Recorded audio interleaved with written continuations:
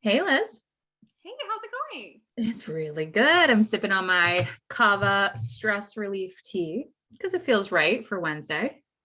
That feels good. Yeah. I've been drinking a lot of chamomile tea.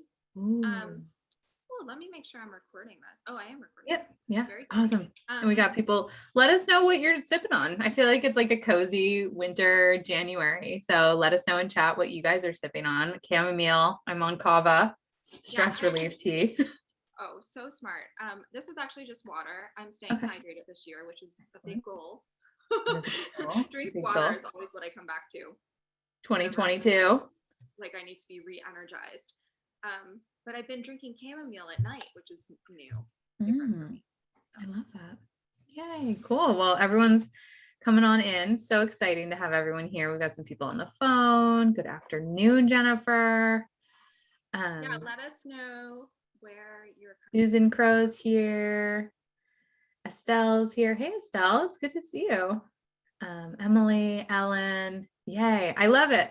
I was just telling Liz, like, I love that we're having this meeting now. I think so often it can feel like, oh my God, we're behind on goal setting, planning for 2022, but really this is a great time. Actually, so many people who did like grand resolutions on January 1st have already stepped away from them. So in fact, kind of coming to some of this goal setting, ritual setting with more groundedness that we get sometimes towards the end of January actually makes a lot more sense. Yeah, I love the email you just sent out about that, kind of talking about, oh, okay, well, it's okay that you don't have resolutions, and how to think about it differently. Yeah, seriously, because I think we're so like, okay, this is a room of jewelers, and we're so hard on ourselves. Sometimes we call it like this idea of like fragile perfectionism. And what we find, what that looks like in practice is setting the bar higher and higher and higher. And like taking your numbers from last year and doubling them for this year. If you're drinking 3 glasses of water, in a day, you want to drink like 100 glasses of water in a day. Like just this kind of like continuous raising of the bar. And while that's fine, like there's something really beautiful and noble about wanting to evolve and grow, so often it comes at like the expense of our our souls, like not to be dramatic, but at the expense of our sanity, our family. So when we can do both, when we can like continuously be setting obtainable goals. We also do 10x goals, which are those stretch goals, right? It's not to say we don't want the vision board life. But how can we calibrate that with like the actual actions to get there? So we're not just screeching into the end of 2022, like burnt out, bodies falling apart. So we can like have a sustainable business. And that's the big thing I care deeply about is like a legacy business, which could be something you're passing down to your family, but it also is just something that is around in 10 years, is around in 25 years, really has this like real growth to it. So anyway, Liz, yay. I'm so glad we're having this conversation. Yeah, I was talking to somebody today who was like, I'm scared to like set goals, like financial goals. And I'm like, have a goal that you feel really good about and have a stretch goal. I love that idea because then you don't have to be so hard on yourself if you don't meet things, and you can like really work harder to meet that stretch goal. But I've also been talking to a lot of people, and let us know if you're feeling this way too, who are like kind of like just still warming up the car. I don't know why I thought of that as the way to say that, but still kind of rolling into the year. We're still kind of getting started. And I think last year, the Stay Gold Collective and I kind of decided that March was when we were going to really start our year because we needed January and February to kind of like get things in place and get going. And that's okay. I mean, if we're starting planning now, that's great. If you have a plan that you're kind of wanting to revise, plans can be something that you continue to work on all year. It doesn't need to be this thing that you submit and it's set in stone. It's something you can kind of keep working towards. And the better you set yourself up this year, even if it is later than you expected, you'll be even better next year. You'll be even better ready to go next year. So I love that. And like, why not have a like off, like big corporations have like an off fiscal year. So like, why wouldn't you, start your year in March? I love that. That's super fun. And Yeah, yeah. let us know where you're at on planning. I'd love to hear from you. If you've started planning, if you haven't done any planning, how you're feeling about this year. I'd love to hear from you on all of those accounts. And like goal fatigue, like let's just touch on goal fatigue. So as always, Liz and I have like a ton of notes, and then we like go really far off script based on what you guys say. And so let us know like where you're at, where we can be most supportive. But I think goal fatigue is really really prevalent. And I think especially when we are just such high achieving people, like I always like to say, no one becomes a jeweler um, who isn't high achieving. Like you might not identify as a perfectionist or high achieving, but you are just simply by choosing this craft. This craft has such intensity to it. You typically have had such rigorous training to, step into a room like this and really make this your life's work. So with that comes often this like fatigueness, this like kind of seeking others, especially when you're in communities like this, where you're seeing other people's work and you're seeing kind of their achievements. So you might be, I guess the very first thing I'd love to do is like digest 2021. I think so often we kind of like just flip the page into 2022 without necessarily digesting like the great things that happened, but also the upsets of 2021. You might be having feelings of goals that you didn't make, be them financial, body of work, connections. You might like have some of those lingering things. So actually a practice that you can do, not during this call, is go month by month for 2021 and kind of write out how you were feeling, what happened, jot down, the revenue goals you made, maybe other goals that you had, how many newsletters you sent out, how many times you interacted with people, and just give like a little time to 2021 before we jump into 2022, because you might find if you don't, you're kind of back on that same hamster wheel of, setting a monetary goal, not making it, being disappointed, not wanting to look at your finances, which we'll talk a little bit more about, like how can we neutralize finances? Like how can this just be something that like is information? Caitlin, who's our client concierge in the program we run, and she comes from like high end real estate, like $80 million a year real estate. And she's like, the books don't lie. So just how can we know, like, how can we digest the numbers from 2021? I highly recommend working with your accountant and like putting that to bed. I know a lot of people avoid that this time of year.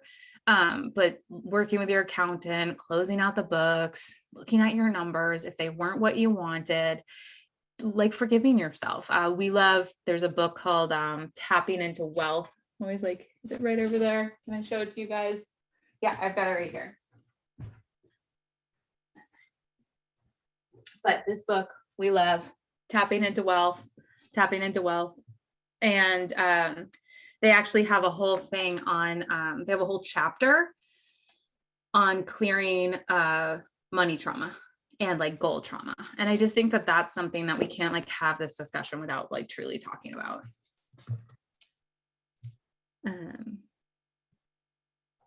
Yeah, lots of people feeling tired and overwhelmed and fatigued and still recovering from last year. Yeah, I'm saying I like the idea of reviewing last year. I always look forward. It's so important to look at your year prior before you start planning ahead, because it will help inform so much. Exactly. And like you'll find like little nuggets of like as you then we love to look forward, right? Like then it's like looking each month, and especially when you can look back. And that's what we suggest from like a content standpoint as well. You might have content you can just reuse. And I know, Liz, this is something new because you create with your private clients such a prolific body of work for them. There's so much gold in there to just kind of like take, tweak, and really go with. Yeah, definitely. Looking at what performed really well last year. And if everyone needs a visual, I can I have a slide on this in our presentation. It's got a slide off and on here, but here's our presentation. But when you're looking at where to start, to the right one, it's so important to take a look backwards, and just some things that you can take a look at that could be helpful are reviewing your sales reports, of course, but looking at what price point and what pieces you sold the most of, because as we're moving forward to design new collections or do new drops or work on new pieces, it's so important to understand what your top sellers were. And a lot of times I've worked with designers who think they know, oh yeah, we mostly sell earrings, but then once you look at the numbers, it's something different. You sell something different. And that might be something you want to lean into. Also looking at when you made the most of your sales, and looking at when you've kind of had peaks in sales, that could be something to really lean into as well.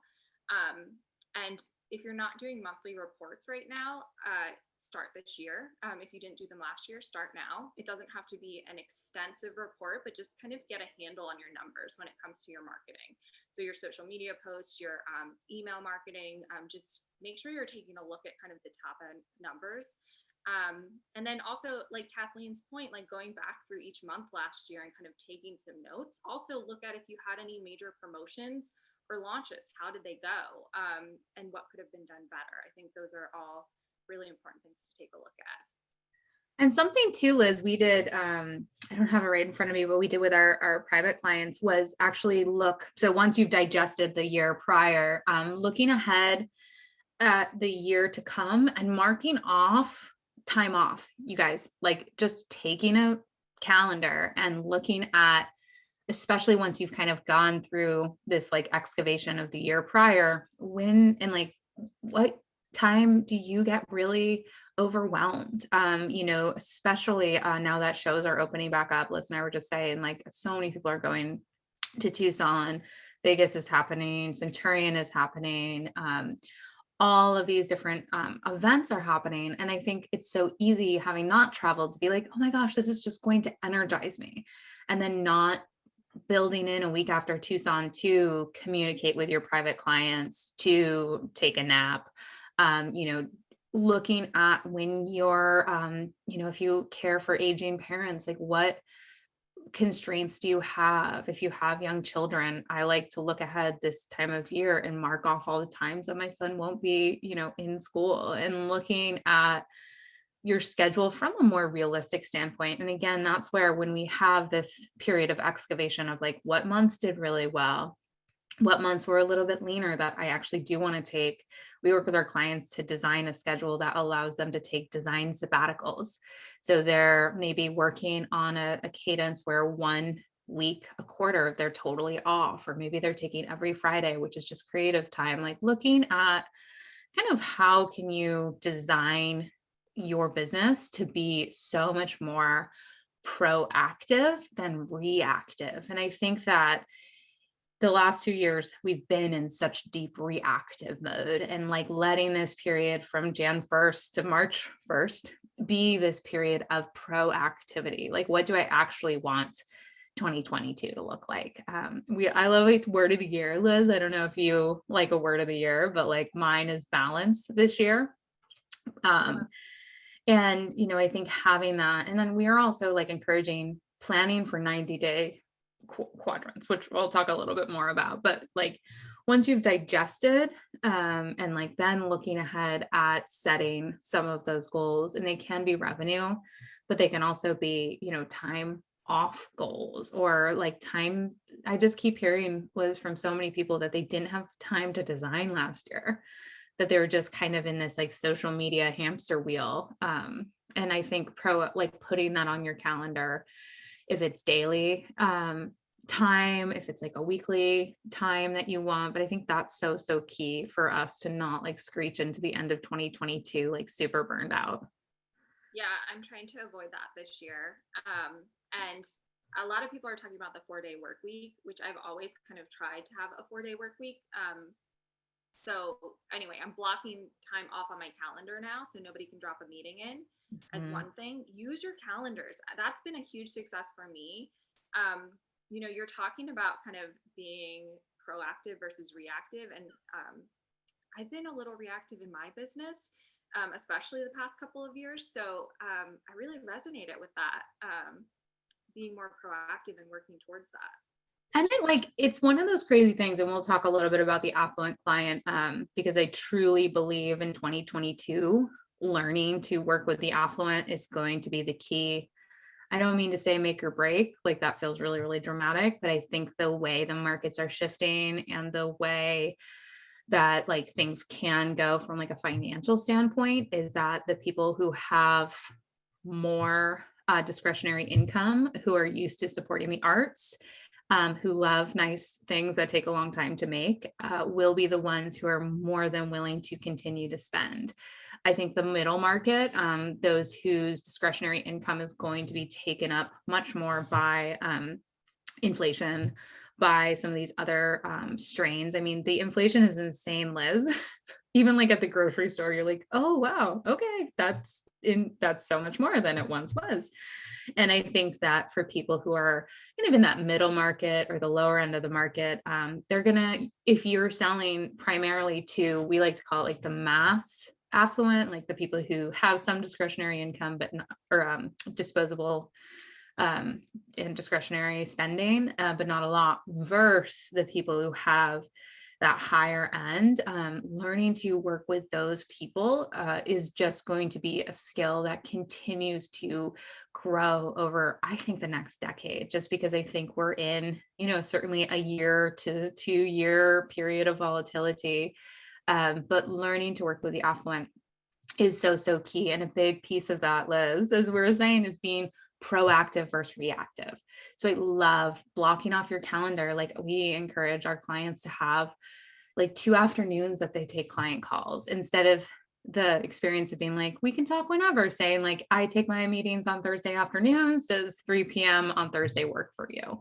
So instead of making the busy person, who's the affluent, do the work of looking at their calendar and then they're lost and they're never getting back to you, really having a system you work that is very, very, very, very clear. So yeah, awesome. As we're talking about using your calendar, also when you're planning your marketing and you're thinking about, when am I going to do this social media content? When am I going to write these emails?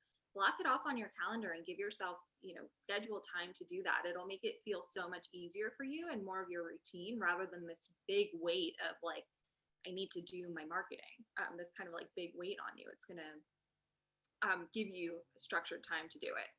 And like, I think we just have such unrealistic like ability of time bending. Like we just think we're better, we can get more accomplished than we can necessarily. And I love that advice, Liz, because I think when it's like on, I feel like I work with a lot of rebels in the Gretchen Rubin's 4 personality types, who don't like to do the same thing every week. And they certainly don't like being told what to do. So it's not saying that like every Tuesday you have to write your email newsletter or do your social media, but looking at like, and this is where like tracking your own, rhythms can be so helpful. It's like, okay, in the mornings I feel really energized, so that's when I want to do deep work and I don't look at social media until noon, or actually in the afternoons, that's when I just want to zone out, so that's when writing is really great for me, or that's when I like to get into the studio. And really not going cookie cutter on like what works for me or what works for Liz,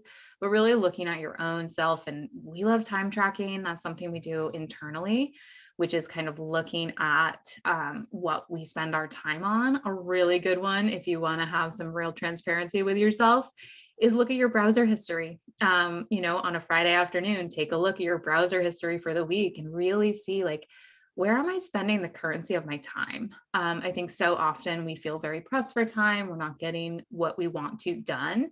And then if we look at our browser history, we're like, okay, well, I was shopping on Sephora, and it's not to shame yourself, but it's to say like, okay, this is where my time is going. How can I make sure the time I'm spending on my business, I'm spending on my business, and then I'm shutting the computer, I'm stepping away. And like, you're really looking, again, my word this year is balance. So this is something I'm personally working with. But, just having some of these things as you're planning your revenue goals, and especially if you want to increase your revenue goals, but you haven't increased the marketing spend you have, the bandwidth you have for a hire, the mentorship that you have in your corner, you haven't doubled those resources, but you want to double your income, you have to look somewhere. And one of those resources you do have is your time. So just making sure that as you're kind of looking at where you're spending your time, it is being spent on really the most profitable places. Liz, will you go to like slide 4-ish, where we talk about another way to look back at your year? Yeah.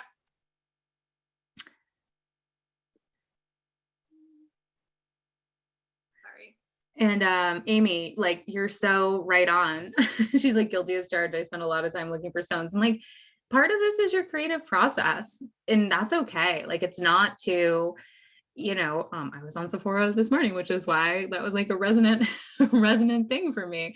And it's okay. It's just like, okay, if we're not meeting our goals, if we're not meeting our financial goals, our production goals, like looking at with a lens of truth and not a lens of shame, but just like, okay, cool. Like, maybe I only stone shop in the evenings because that's like this zone out time that I love to have. So just kind of like keeping track and like really coming from this place of curiosity. So as you're looking through, your sales numbers, as you're looking through some of these other things, you want to identify these top buyers. And I think that this is one of those sneaky things that all of a sudden you think you know who your top buyers are. And then when you're looking at Shopify, when you're looking at QuickBooks, like wherever it is, you can kind of sort these numbers. You are often surprised at people who bought really frequently. Maybe they weren't your top spenders, but they were the most loyal. They came back again and again. The people who did, lots of times we know who those kind of higher spenders were, but when we can like really identify and write them down by name, it makes such a big difference. And then we have this concept we love to call turning into a trusted advisor and genuine friend. So finding those people on social media, connecting with them via text, via email, however it is you've been communicating with them, but showing up in their world and having it feel not like it's just like a one-way street, like where you're like their jeweler, but that you're actually like your friends, like you really have an interest in them and they truly have an interest in you. And like the key we're really finding through the extensive research we've been doing and working with our advisory team is that like the increasing of customer experience is going to be the number one differentiator of those who thrive in 2022. It can't be an afterthought. It's not going to be those who create most prolifically and post the most on Instagram do the best this year. It's really going to be kind of the behind the scenes, the customer care, the customer experience, all of these other things that really move the financial needle. One kind of thing to think through is that you're connecting more than you create. So instead of just creating or consuming, which I kind of feel like was 2021's thing, it was like, I got to create more than I consume. And while that's still relevant, we also need to connect more than we're posting. And that's can only happen in kind of this two-way place where you're following your customers and truly interacting with them. And yeah, that's kind of a big, big piece here. And Sherry says like she's just starting out and doesn't have prior year sales to look at. That's okay, but you probably have sold some of your pieces. Like this is where we really get into kind of the mindset, especially when we look at selling higher end. You'll have fewer sales to fewer people. And that's okay. And a lot of those people when you're beginning will be friends and family. And it's really tempting to discount that and say, well, I don't have a business until it's no longer friends or family. But every successful business owner I work with in this private kind of concierge style of doing business can trace all of their sales back to those like first 5 people who bought from them, who knew about them. And lots of times that is friends and family. So don't be hesitant to pick up the phone, call your sister if she loves your work. You never meet her for a drink, wear some earrings. You never know who she knows from her office. Like it really is letting it feel more organic than maybe the kind of hamster wheel it's felt like in 2020 and 2021. I can talk about this forever, Liz. What else? What are we seeing in chat? No, it's so true. Quick question from Jennifer. Do you think a person who follows you on Instagram wants to be followed back? I would check them out. If they feel like an ideal client, follow them back and engage with them and have conversations. I think a good place to go from here is our predictions for 2022, which we've touched on a little bit. Yeah, perfect. But I love this, which you put together, and then we'll dive into a little bit deeper into some of mine. But just the fact that our old strategy was to reach as many people as possible. And sometimes I still talk to designers who are like, oh, more followers, more emails on my list, it's going to equal more sales, but it never does, right? It's those deeper connections. So I love that this is something Kathleen and I have been talking about, I feel like forever since we've connected. It's like all about the connection, the relationship, and diving deeper on the people who are already fans of your work. But now kind of the marketing world at large feels like they're talking about it too. So I feel like we were a little ahead of the trend on that, but do you want to talk more about this? Oh yeah, no, I just like love, I love seeing it all. Like we were like way ahead on the curve. Personally, I believe, Liz. So nicely done, pat on your back. But we're seeing this so much in every marketing trend report that I've been reading this year or for 2022, even in, late 2021, it was this idea of relationship marketing, which is just what Liz and I have been talking to you guys about for like 7 years. So was thrilled to see that. But like, I just feel like what, Liz, I know you do such a great job of, and we hope we do with the clients we work with as well. Or I can say, I know it is, because just before this session, we were working with one of our designers around like, what can you let go of that's too complex? And how can you have a business model that really serves you and serves your clients? A lot of our clients are stepping into like a quarterly launch type of business model, where they're creating a new body of work, they're taking pictures, they're teasing it out, they're having a specific launch date, where their kind of inner circle gets the first glance at it, be it virtual, be it in person. And that's the model that they're stepping into. It's super duper simple, right? Like, but it has this ability to go deep. You don't need, 1 million Instagram followers. You don't need traffic to your website when they're kind of anonymous people. But what you do need is, we love to say 10 people who love your work. Like that's really all you need to launch some of these higher end collections and brands. And I just think that the personal jeweler, like this concierge style where it feels really old school, like this family jeweler, very relational, generational, like that's, I really 100% believe where we're going is in these like more intimate relationships built on trust. Definitely. I fully 1,000% agree.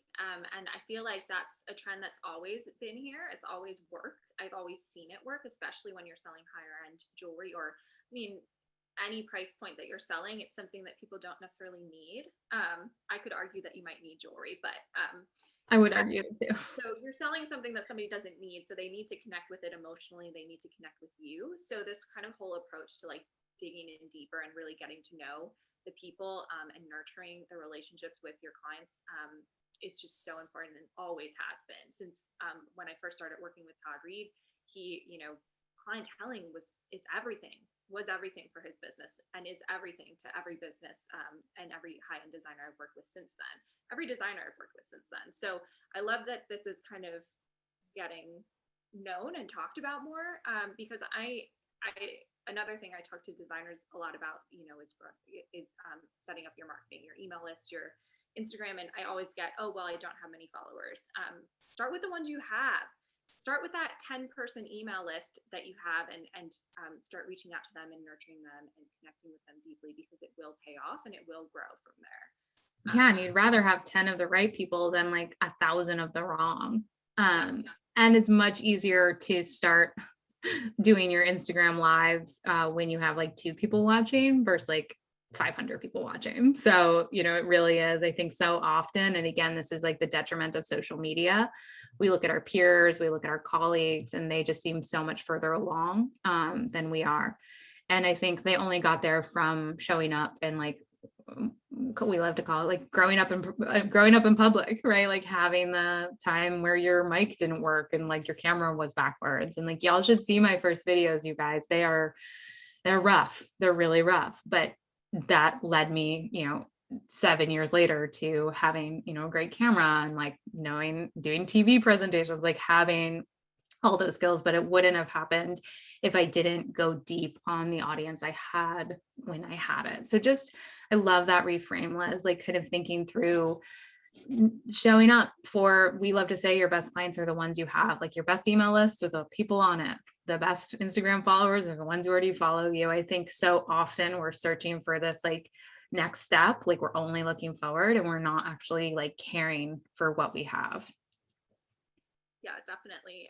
So I'm gonna talk through some of my thoughts on this year too, which are very much in line with Kathleen's thinking as well. But your brand is everything, and as one thing, branding, having a brand, being clear about who you are, leaning into that is what's going to really help you find success. And I think branding is kind of a scary word for some designers because it feels like something like you need to invest money in, or like really like have like beautiful graphics and like beautiful imagery and stuff like that. But all branding is just really knowing who you are and sticking with that and staying consistent. So having a strong brand around your work is going to be super important and continue to be so important for you this year, especially. Long form content is back. So writing those long emails, if you are somebody who likes to write to your audience, writing specifically to them using I statements versus, we and speaking as a brand, I think it's so important to come directly from the designer.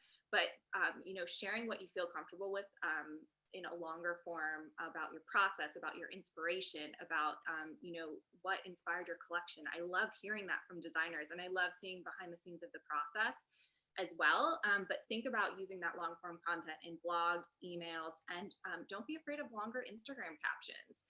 I often find myself reading the ones that feel like they're this like personal statement or story about something from people, because people want things that they can kind of grasp onto and connect to right now. We don't need anything that's like marketing speak or feels quippy or feels like, this, very well thought out blurb. We want personal and raw. And to hear a little bit more about what's inspiring you, what's making you move forward with everything. And customer connection, which we talked about, is so important. Using your Instagram stories to give people behind the scenes peek at what you're doing, offer incredible customer service, and just find ways to connect with your customers. Linda's saying authentic, exactly. Being authentic, showing up authentically and leaning into your niche and not trying to be somebody that you're not is going to make your brand stand out in a huge way. Short video is really important. It doesn't mean you need to get on TikTok. It doesn't mean you need to dance. It doesn't mean you need to learn how to edit clips of videos together, but think about the things that you do that are cool, like using your torch on your bench. Can you share some of that process? Can you use that video? Can you, showcase a new design and do a voiceover while you're talking about it? Do you feel comfortable showing your face and saying hello to your audience? Video is going to be something that we need to kind of we need to accept as the future. I know a lot of people are kind of like so about it, but I definitely think that video is important to try out. And the last thing, which is all in all caps, well, both the last two are in all caps, but anyway, the last one is in all caps for a reason. It wasn't just me typing, screaming at you, but lead with passion. Lead with passion. If you take anything away from this presentation as you're looking forward into 2022 and how to present yourself and your brand, think about what you're passionate about and share that. That's what people are connecting to. That's what I'm connecting to. That's what's going to sell your product. So those are my thoughts on what to focus on in 2022. I love it. It's so exciting. And like, I just think that we're like such a privileged group of people, because we're not like trying to market toothpaste, or we're not trying to sell like pens and, encyclopedias, or just something that like has, this kind of like more dry office furniture. I think it's so easy to forget how fascinating this industry is and how much there is to talk about. Like, as you say, like lead with passion. It's like lead with education, lead with like, don't teach to your peers. I think that's like, if I can give you something to look and step away from, I love when jewelers follow other jewelers and step into communities like this. Like, there's no question about it. But when we do that, we're kind of in this like thing where we want to create content for our peers. And then we're like, oh my gosh, well, Liz knows so much more about this than I do. So why even bother? It's already been said.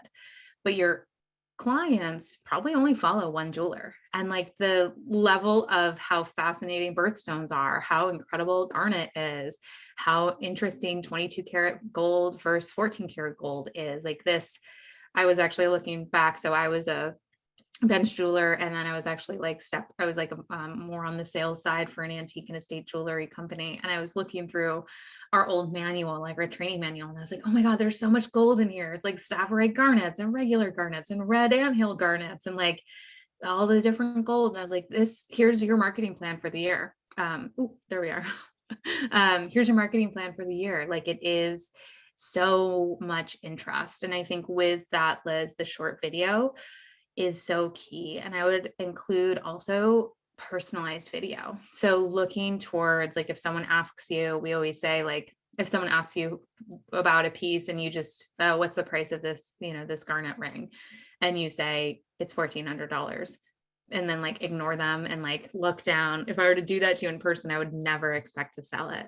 So if someone's like, I love this garnet ring, you can say, oh my gosh, I know, right? Like, you should know more about the Savorite garnet. Like, did you know they're green? Like, oh my gosh, it's just so cool. And they were used a lot in the Victorian era. Would you like to see a video of it? And so often they'll say like, yeah.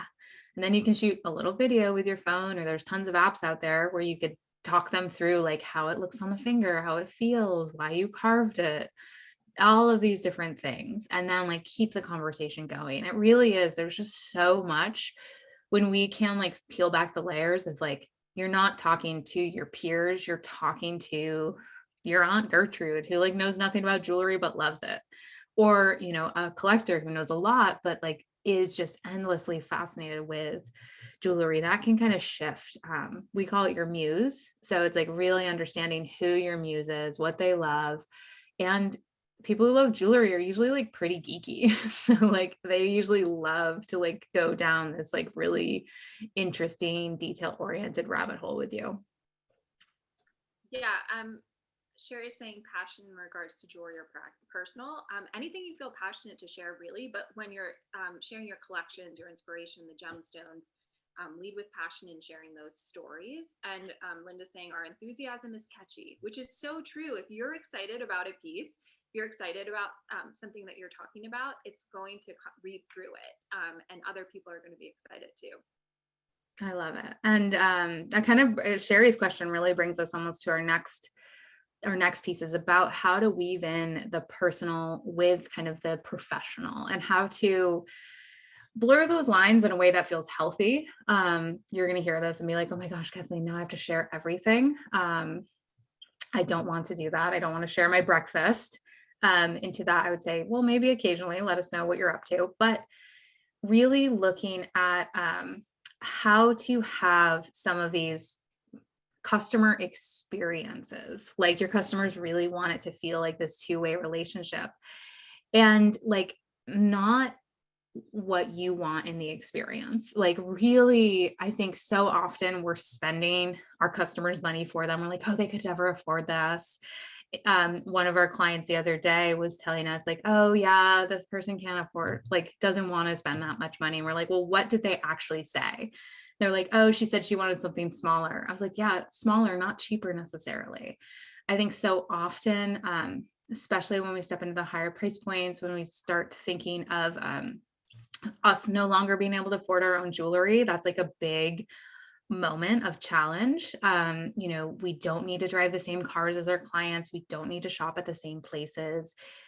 We don't need, often as we step into what we call the upward spiral, which is you're charging higher prices, you're working with less people, you're being paid better, their customer experience is more positive. We do start to outprice our friends and family, and we kind of have to contend, like that's a big minefield that comes up. But when we can really ensure that we're creating this beautiful high-end experience, which has these little details, that we are not just doing what we want, but really listening to our customers and understanding the level of professionalism that they require and that they want from us. And I think it's this big myth too that, oh, I don't want to bother my customers, or like they would never want to receive a gift from me or a handwritten letter or anything like that. But you hold such a special place in their world and their heart. And if you've ever, from a service provider or like a plumber or anything, when someone's done this little extra touch, you've been so moved, you didn't feel like you were just another number. So really leaning into the customer experience side of things, because people do truly want a relationship with those they're working with. I just feel like 2022 continues to kind of call forward like a smaller like a smaller network, a deeper network. Again, this is, instead of going wide, we're going deep. I think on the next slide, Liz, I think I put a few other notes. Next we get into goals and objectives. Okay. Okay. Let me look ahead and what did I? Oh, I just don't think I put it in. Oh, implement. Okay. Yeah, that's fine. The reason, yeah, just choosing intimate experiences. So it's like way further, but I just want to jump. There we go. Thank you. Look at this. Look at our imperfection. There's like a note with no thing, a mystery. We're in no order. We just wrote slides. A mystery point. But this kind of dovetails into Sherry's question, which is, how do we create these beautiful, like, offline or small niche? And this is where we have found, like, we have a client who just got asked to do this like incredible NFL thing, which just has like this unbelievable guest list and phenomenal. She's the only jeweler there, the super intimate event. And she got there because this philanthropic arm of her business. And as you're looking at your passions, as you're looking around like a world that you want to be a part of and want to create, so many opportunities we found come to jewelers who end up working with very closely something that both they love as well as their muse really cares deeply about from like a philanthropic standpoint. So that's something, interacting in your local community, looking at strategic networking, right? We're not going wide, we're going deep. Like, where can you consistently show up in the same kind of circle that your muse would want to be in? So if you want to truly work with the affluent, like, where are you showing up, where they are showing up as well? It doesn't mean you need to go to like the same different events that they are going to, but like, where are they? Are they on boards of local charities? Are they, doing these different things? So just looking at some ways that aren't necessarily just virtual, just showing up in this one way on social media, but really having these more deep relationships as well. Thanks for skipping here. And then testimonials and case studies. Yeah, so I love this because I'm always asked, and I'm sure you're always asked this too, where do we find these people? Where do we find people to buy our jewelry? And it is interacting with your local community. It's getting involved in, charity organizations. It's getting involved in your local art museum or whatever you're passionate about, and kind of following that a little bit. But then it's also just tapping into people who already collect your work and creating intimate events, like little events. Like, can you tap into a top collector to hold an event at their house where you can showcase your work, and they invite 10 of their friends, and then you donate a portion to their favorite charity, or you give them a discount, or they're working towards maybe a piece that they want. How can you tap into your fans, people who love your work already, who collect your work already, and kind of grow slowly? I think there's this big idea that there's going to be this magic bullet, and there just simply isn't. No matter what your price point is in the industry or what you're making, it's always a slow growth that's going to be a really sustainable one, and it's going to keep growing exponentially the more you create these little connections, right? I love that. And like, I feel so often, people are like, I just am getting started, or like, I don't have access to, high net worth people. Like, well, are you attending your high school, your college reunions? Are you part of alumni groups? Looking at, are you keeping in touch with your college roommates? Are you keeping in touch with your clients? We have clients like the work we do is really transforming from that middle market or lower market into that higher end. And sometimes clients don't come along, but it blows my mind how often clients do come along that journey. And maybe they've grown in their career and they were $200 buyers and now they're, $7,000 buyers, $30,000 buyers, or they were going elsewhere, right? They thought of you only as a $200 price point, or their daughter's jeweler, and they themselves were going to these higher end places. So it really is, the best relationships are the ones you have, colleagues from old jobs. Like I'm kind of predicting LinkedIn making a big resurgence for us in the product-based world, where it's really just about connecting, about celebrating, about, following your client's journey towards whatever goals they're working on, like really being, again, stepping into that trusted friend, genuine trusted advisor, genuine friend role, where you're really having it feel like a beautiful two-way street. Yeah. And then you have the bullet point for testimonials. Yeah. So testimonials. Yeah. Ask for them, use them, case studies, client profiles, however you want to call this. But I just think that we want our, like, forgive my language, I don't have a better way to say it, but our bullshit meter is like high these days. So if you are trying to be like this big, flashy, professional brand that, just looks anonymous, people are going to say like, whoa, what is that? But if it looks like real people, like we have sent emails for one of our private clients every week for 3 years. And the emails that perform hands down the best are the love notes. We call them love stories, which are highlighting real people who bought jewelry, and it's their real pictures, typically from engagements, but it could be anything. It could be a stone redesign. It could be an heirloom redesign. It could be someone who bought something for a celebration. There's a community that one of my colleagues is a part of. She provides the jewelry because there's like a competitive community of lawyers in the California area who, like, every time they win their first case, they get like these big diamond earrings. And it's like, that would be a great case study of getting them all together. Like, there's so much fun you can have. And I think looking towards user generated content, a lot of times is called testimonials, case studies, is just a super big element of having it feel like a real brand. Yeah, definitely. So I want to address some of the comments maybe.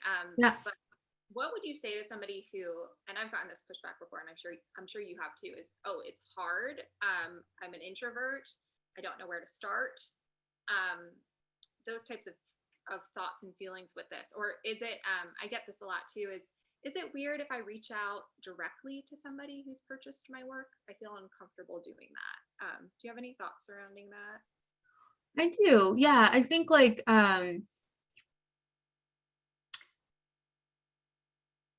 introversion, like I'm an introvert too. Like, it's really just about understanding yourself and like what makes you tick and how you like to work. And what we've found is that the introverts among us I love people. I love conversations. I just like them one-on-one. So like, actually, this is the like hands down best business model, because what you're doing is having a lot of smaller conversations, more intimate conversations.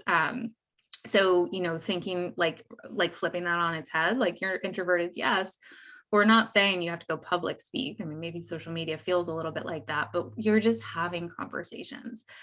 Sales is service. So if you can, we use an analogy that I've actually used for many years in my business. If you own a restaurant and like all you're doing is like checking in on the tables, you're the maitre d' and you're picking up the phone and you're texting people, you're calling people on the phone. Like, if you can just think of like, these clients are people who've been in my restaurant and now they're out in the world, and I'm just keeping in touch. I'm letting them know the new special, that there's, a bottle of wine I think they might love. So if you can kind of like reframe introversion as a total asset for this way of doing business, and that it actually becomes a superpower. So that's the first reframe. And then as for just like kind of randomly reinvigorating a conversation, we have a 3-step process, which we walk our clients through, but it has almost 100% success rate it has 100% to revive the relationship. It has, I would say, like a 75% of like an immediate order. Like people are dying to hear from you. Like they really want to have it feel like they weren't just another number on Shopify. But that you really remember them, that they were you remember the piece, you remember the story, it's really, really lovely to have that beautiful interaction. Yeah. And writing is hard. I'm just responding to the comments here. Yeah.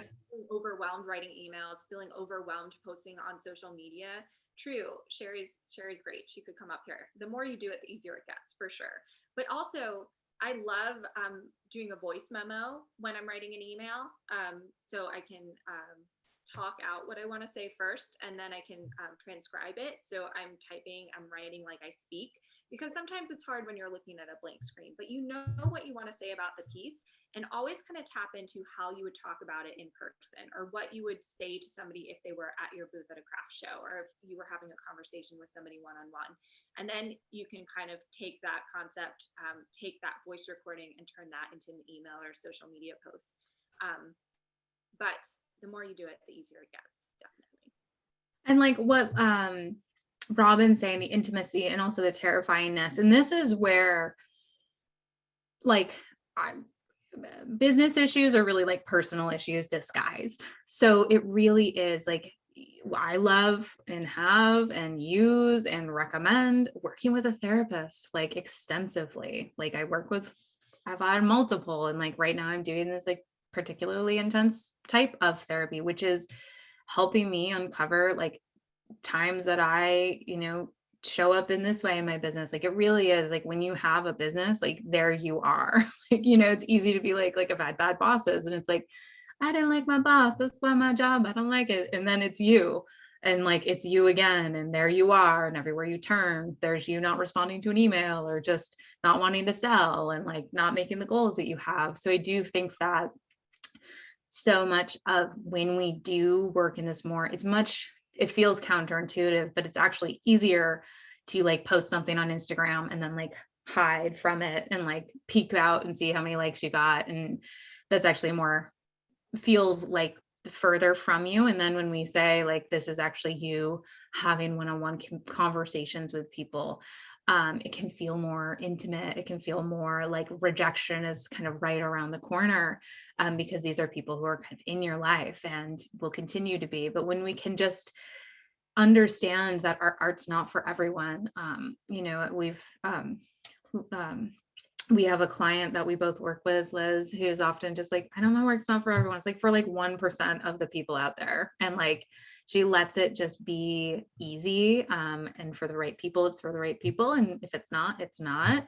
But I think sometimes when we can kind of come to it with that like groundedness, that our work's not for everyone, but if someone doesn't like it, it's not because our work's not great. It's just not for them, or it's not the right time. And we get to keep showing up and interacting and seeing kind of who our muses, who our right people are, because they're out there. They truly are.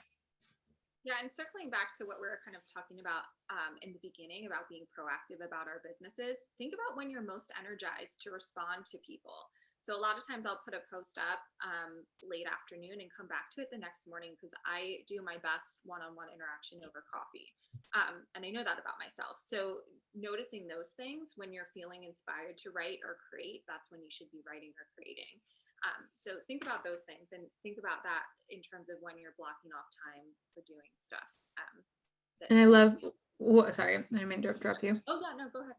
I love what Robin's saying, like realizing taking better care of myself too. And it's like a strategy that you might have on the strategic networking side of things is going to yoga class and like, putting your jewelry on after, or wearing your jewelry. And, once a week you invite someone for a cup of coffee, or you get to know the owners of the yoga studio or like the gym. And I do think, or you get facials, and when you're sitting to get a facial, like you meet someone new and you wear your piece of jewelry, or just even keeping, like, I think it's so easy when we work for ourselves to just be like, working means sitting my butt in the chair and writing Instagram captions. And when you work for yourself in the type of business we are in, which is truly a network-based business, part of your work is actively going out for coffee with a friend. It is, thinking of like kind of this old school way that business is done, like on the golf course, over dinner.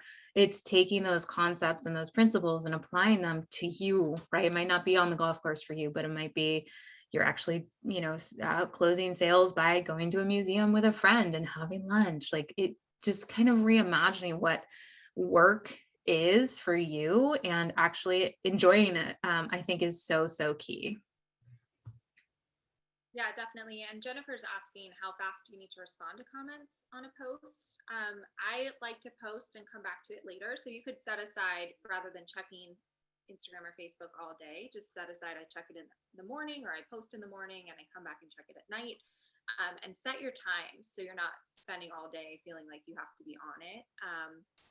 So yeah, I don't think, somebody else might say that you have to answer something immediately. I don't believe in that. I don't think that there's any urgency in the jewelry industry. I think that if you're in a conversation with somebody, to just kind of ghost it is probably an issue.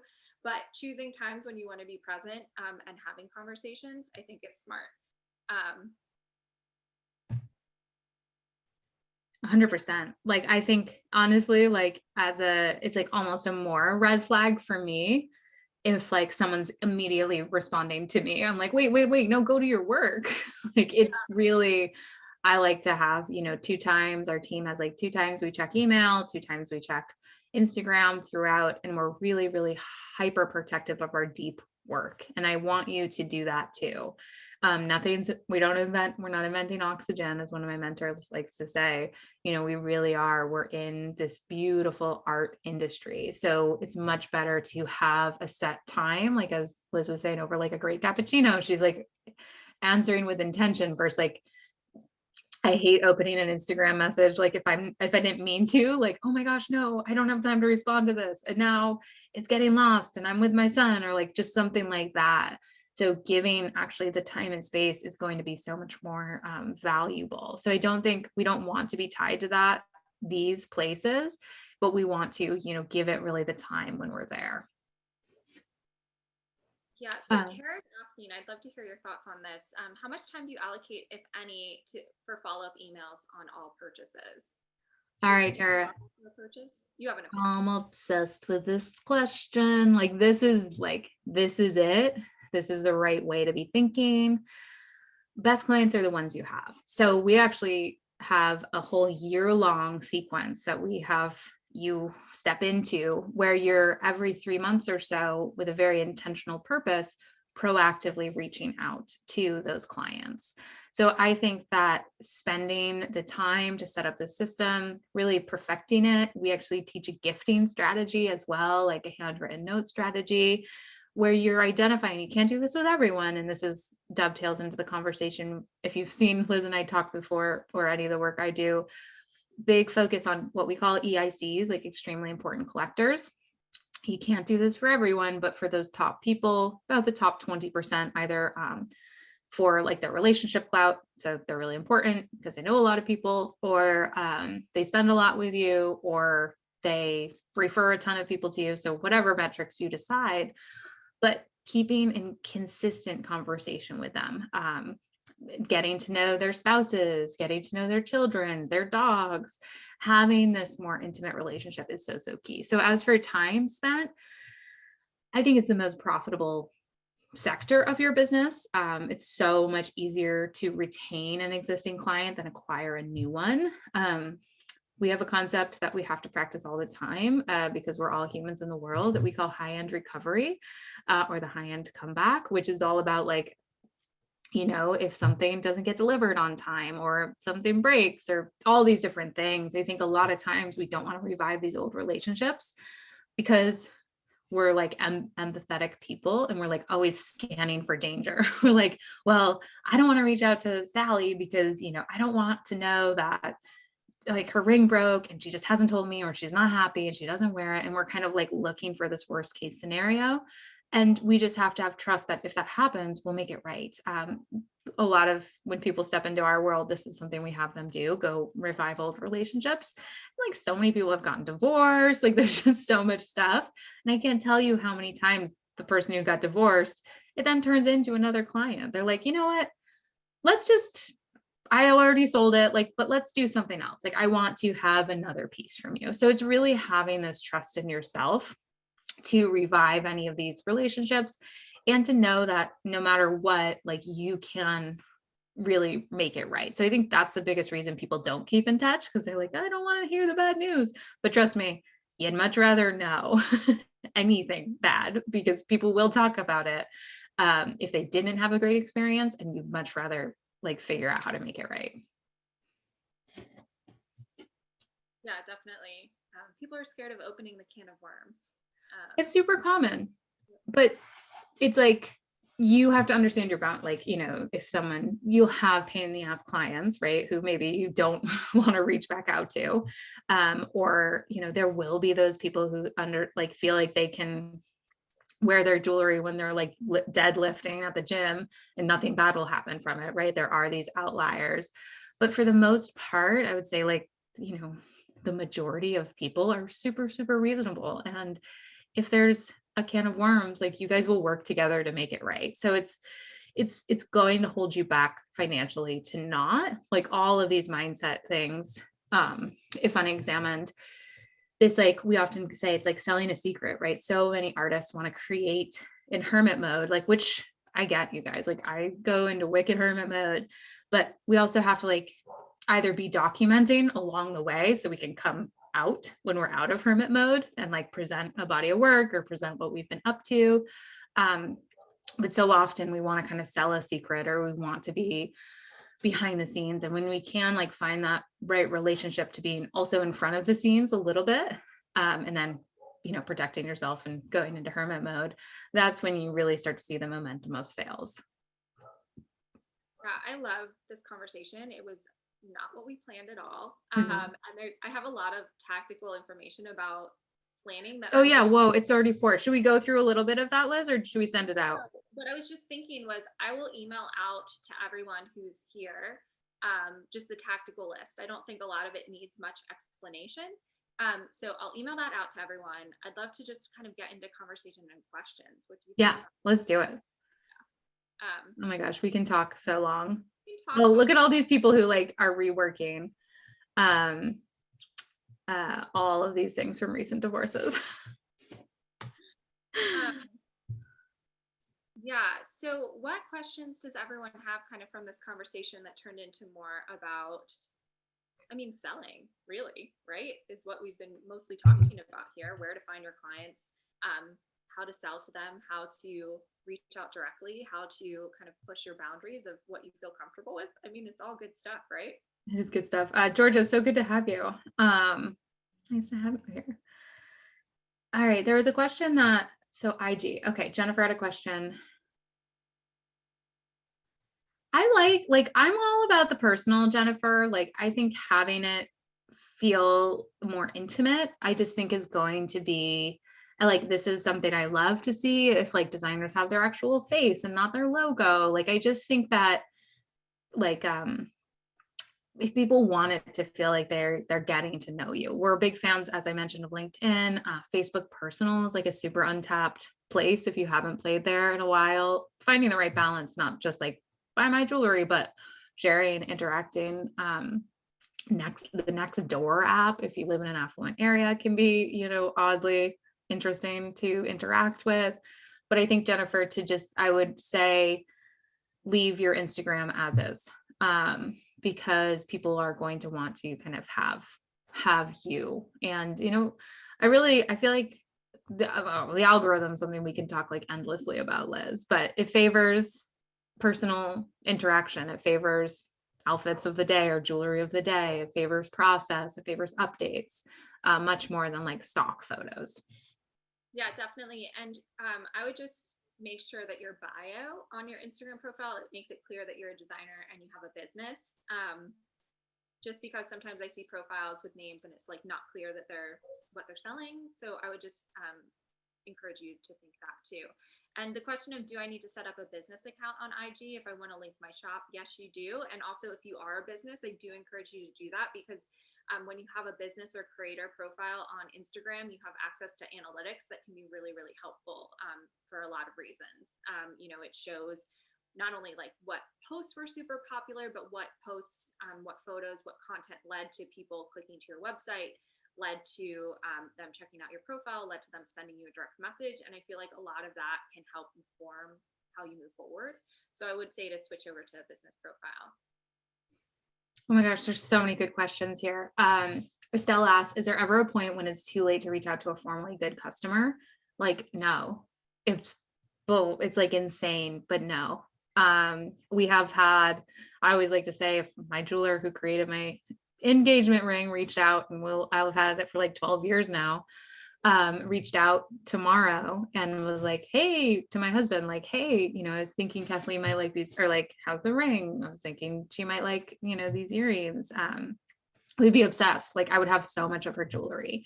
It's a little bit about how you do it, which kind of dovetails into the, like, what's the subject line. Subject lines are really, really challenging. This is where, checking in can be great, but like their name, like, so excited, thought you might like this. Like, again, we have a whole methodology we teach, which is about re-engaging these legacy clients. It's a little bit more than I can cover right now, but like in a high level, it's 3-part. The very first thing is to find them on social if you can, and connect with them as a human first. So it's like always about having it feel like this genuine friend, like you're really, curious about them as a person. And then it's moving it towards jewelry, moving it towards a piece you think they might like. The best thing is to keep in touch throughout, but there is a way to revive. A lot of times you have a common in, if you can't find them on social, for example, of connecting over the piece of jewelry they have, hearing what travels it's been on, giving them care tips for it, etc. Like really having it feel very, very organic. Really good questions. So as for subject lines, there's no kind of perfect subject line. Having their name in the subject line is helpful, and just making sure it doesn't look spammy is like the number one thing. Yeah, that's great. Subject lines are really hard. But I find I don't sell jewelry, so I don't have to reach out to people to, keep nurturing my clients. But I have there's so many good reasons to reach out to somebody, to check in, to, you thought of them because that you created a one-of-a-kind aquamarine piece and it's March and you've been looking at a lot of aquamarines. There's a lot of reasons to be reaching out to people just to say hello. And so I just wanted to put that out. Yeah, and like 100%, thanks for the question. This is about individual emails. Like, this will feel time intensive. You'll be like, Kathleen, you're holding me back. I like wanted to do this other stuff, but this is like, literally, people leave these conversations. Like, we get texts from people who are like, I listened to your IG live, Kathleen. I pulled over on the side of the road. I texted one of my clients and they like bought from me. Like, it really can feel easy. But this is not mass marketing. This is about individual personalized. So if you text with them via text, we love finding them on social, so you can have it feel a little bit more context around what they've been up to. This is really where we're stepping into, and again, you can't do this everyone. This is not a wide strategy. This is identifying those top clients, maybe those lapsed clients, and, setting a 90-day goal to interact with 5 of them, like really revive those relationships. And then emojis. I like emojis. I think they're fun. Just think of how you would text a friend, like really, like it's taking off the business hat and putting on a genuine friend hat. Like, I love emojis with my friends. So it's like, I use them professionally for that reason.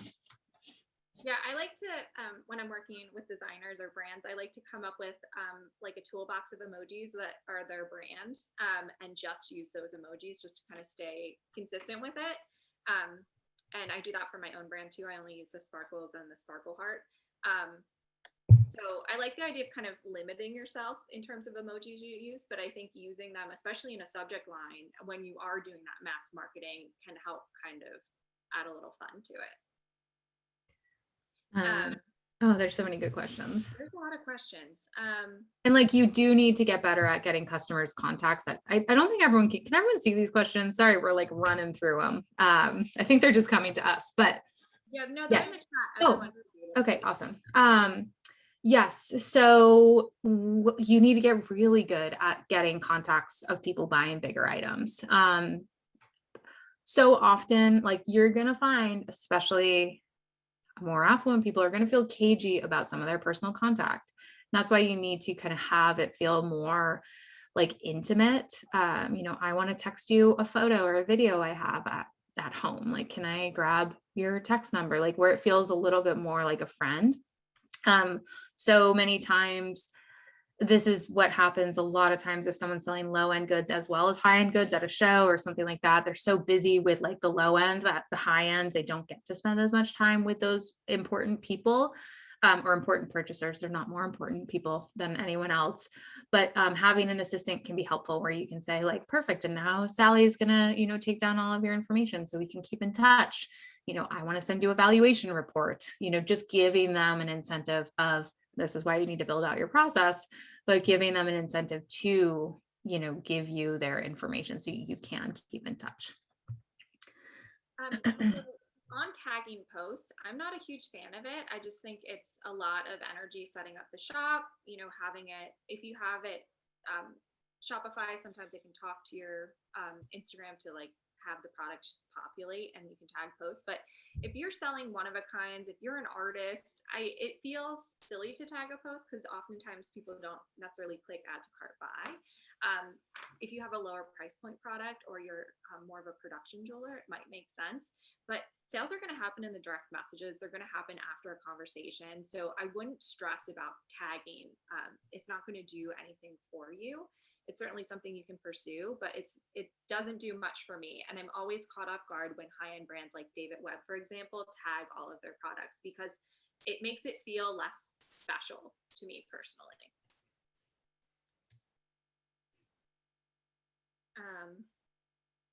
Now I'm sucked into the chat.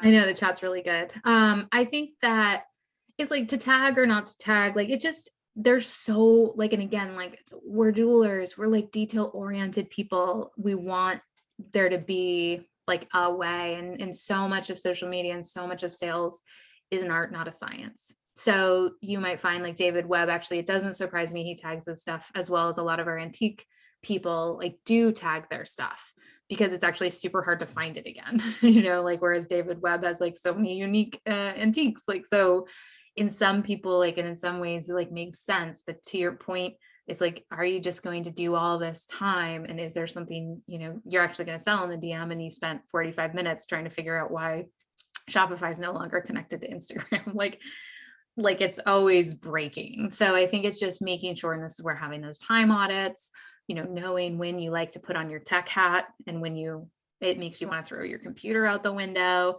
And like, if you're feeling like you just want to throw your computer out the window more often than not, looking at like, is there an easier way to cash right now? Like, can I do something? And usually it's like texting a friend or texting an old colleague or client.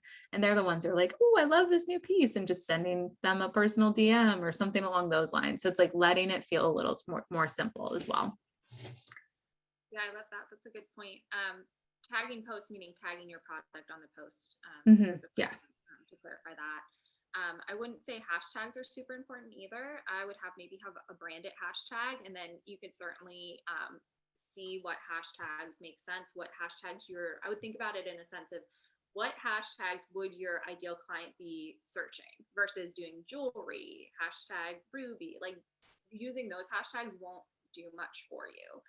But getting more niche, like an example would be if you sell to, women who work in high-powered women, like women who feel empowered, use like, a hashtag surrounding that empowered women kind of idea.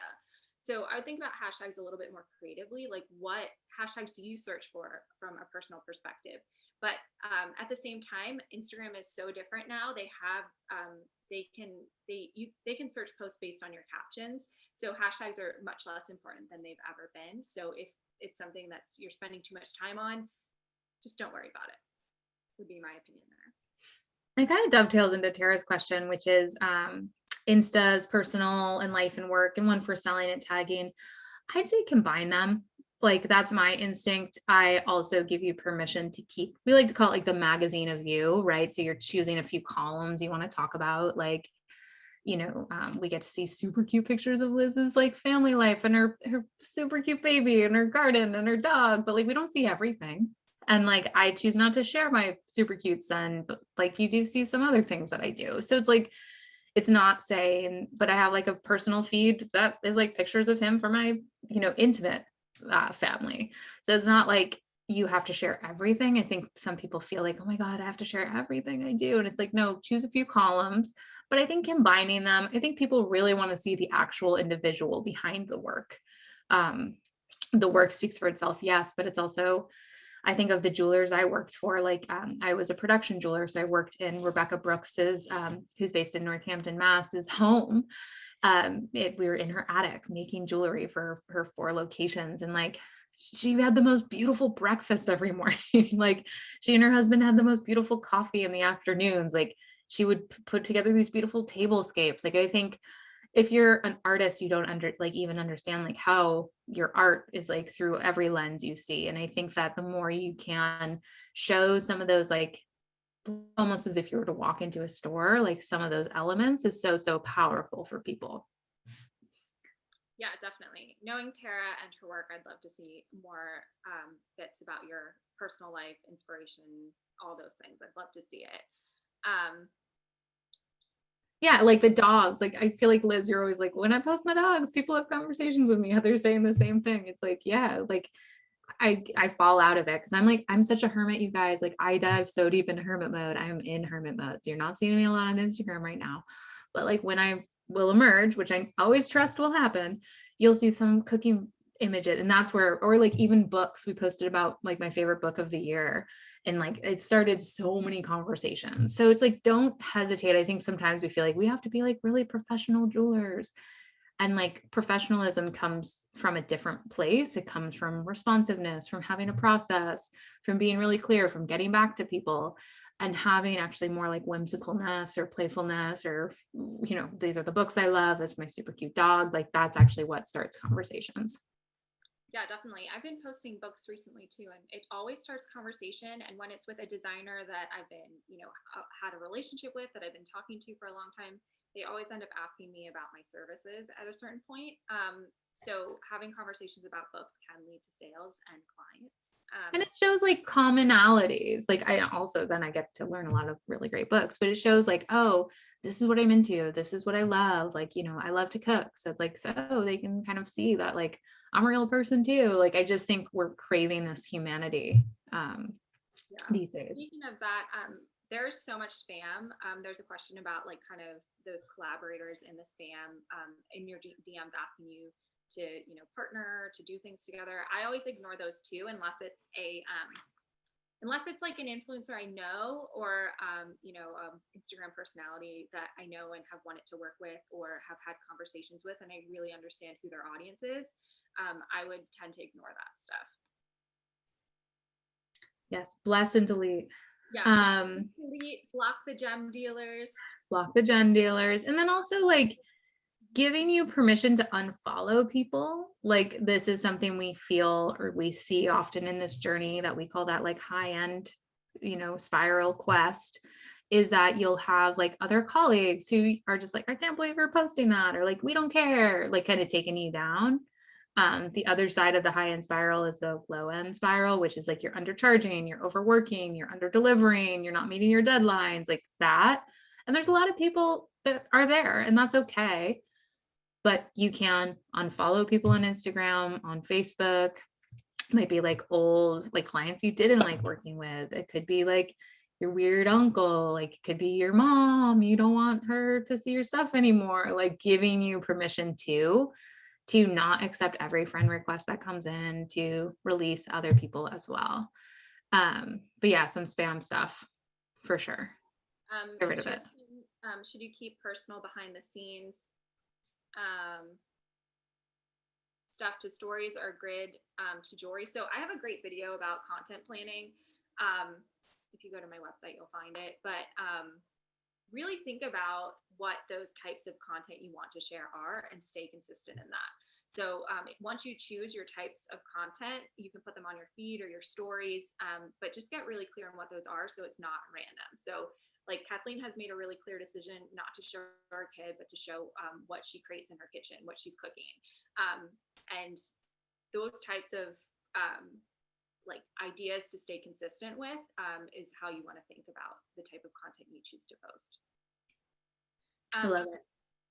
But speaking of which, so let's roll into a couple of ways you can work with us, because we put out great content all the time, at least within the Stay Gold Collective, which is a group that I have. It's weekly trainings like this on Zoom. So every week you get a Zoom video with me, and then once a month I bring in a guest, an industry expert like Kathleen, and they're all on topics. I did actually a whole series about planning the end of last year and the beginning of this year to support the designers within the Stay Gold Collective in getting ready.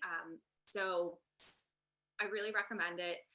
There's more information if you visit lizkantner.com/staygoldcollective.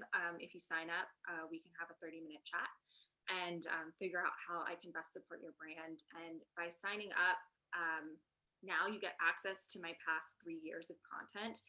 So that content planning video I mentioned, there's so much good information about that within the Stay Gold Collective, and it really will help you kind of move your business forward in a big way.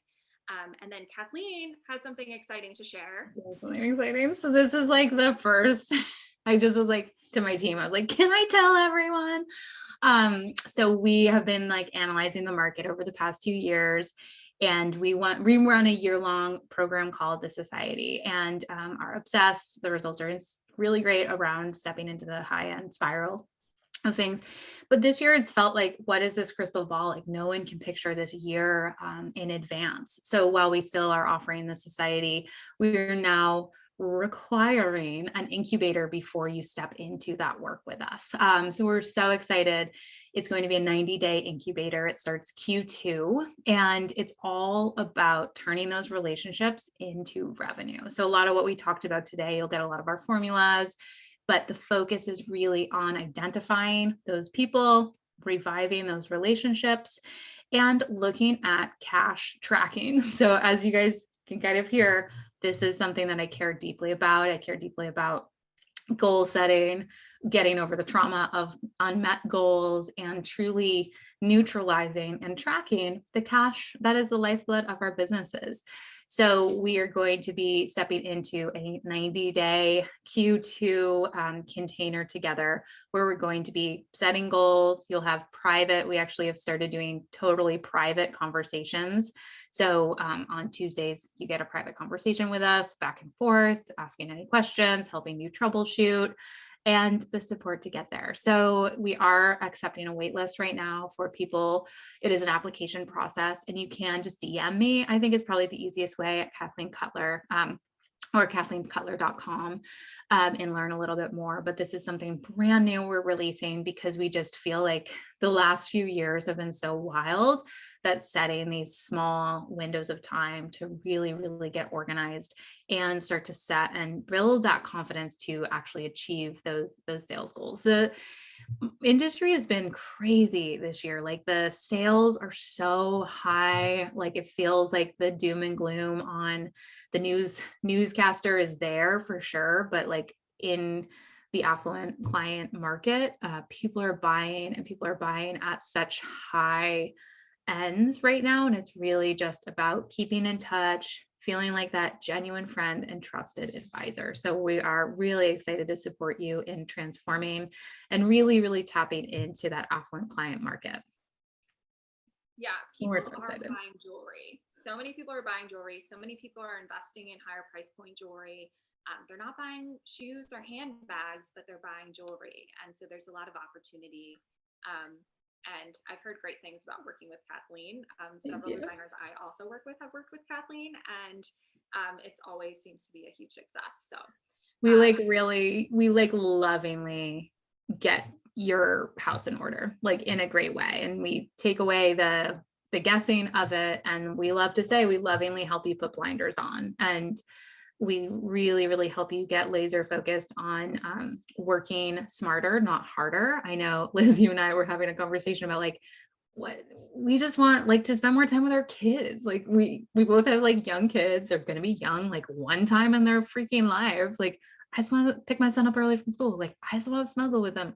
I want to go to the beach with them in the mornings. Like it really is. And I know all the designers, if it's not family is your why, it's getting back to designing more. Like you're like, I started a design business and now all I do is admin. Like I don't design. And it's really about how can we get you doing the right actions that lead to revenue so you can close your computer and go take an artist date day where you're just at the museum or you're designing a new collection. Or one of our clients we both work with took a vacation in December and like that was a huge thing. Gosh, she was able to go to a friend's wedding. Like that's the dreams we have. And really it is about organizing, getting super clear, and then stepping away from the business. I'm obsessed. Yeah. Thanks so much for being here for this chat that turned out a little bit differently than we had planned, but still Always great. And we love chatting with you, which is why we kind of loosely set up a slideshow presentation. And then we're just like, oh, we want to hear what you want to hear. What are your questions? I want to talk to you. Tell us what you want to hear about. So feel free to DM either of us with more questions. I'd love to hear from everyone about what their biggest takeaway was from this conversation. But I will be emailing out the replay to this along with my notes on how to create a plan, kind of the more tactical stuff that we didn't get to tomorrow. So look out for that. And thanks for being here. We really appreciate it. Yes. And to Jamela, and I hope I'm pronouncing your name correctly, but it's like, I think we start businesses and we're like, we'll have so much more time freedom. I can meet a friend for coffee in the morning. And then if you're not careful, it's 5 years later and you've met no friends for coffee in 5 years. So it's like, how can we have successful businesses that, pay what they need to? And, we have a pocket of collectors who are excited to see our new work and we get to be creative. But we're not like losing ourselves or losing our families, in that midst too. And I do think it's possible. We see it, it's not, balance isn't like equal, but like, how can we, continue to be striving for? So for more information about what Kathleen is launching, just shoot her a DM at Kathleen Cutler. Feel free to reach out to me as well or visit my website for more information. And we're always glad to chat. So feel free to reach out and we'll talk to everyone soon. We'll talk soon. All right. Bye, everybody. Thanks. Bye.